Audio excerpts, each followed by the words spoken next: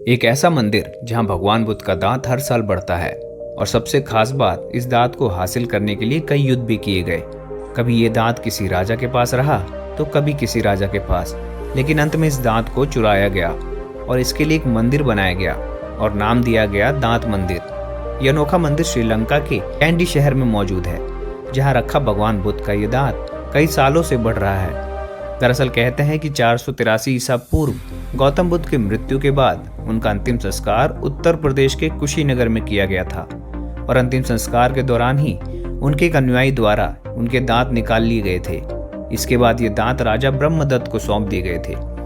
गौतम बुद्ध का ये दांत कई सालों तक राजा ब्रह्मदत्त के पास ही रहा, लेकिन इस दांत को हासिल करने के लिए कई प्रदेशों के राजाओं में होड़ लग गई। कहा जाता है कि भगवान बुद्ध के दांत के लिए कई लड़ाइयाँ भी छिड़ी, जिसके बाद कभी ये दांत किसी राजा के पास रहता तो कभी किसी और के पास पहुंच जाता।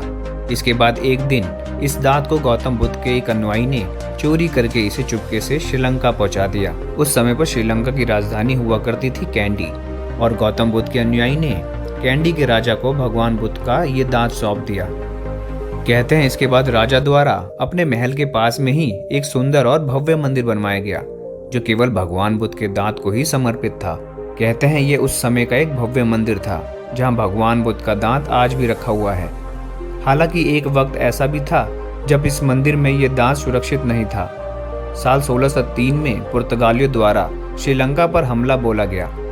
उस वक्त गौतम बुद्ध के इस दांत की रक्षा के लिए इसे दुम्बारा में छिपा दिया गया, लेकिन फिर बाद में इस दांत को दोबारा कैंडी के इस मंदिर में स्थापित कर दिया गया था, जहां ये दांत आज भी इस मंदिर में एक छोटी सी डिब्बी में रखा गया है।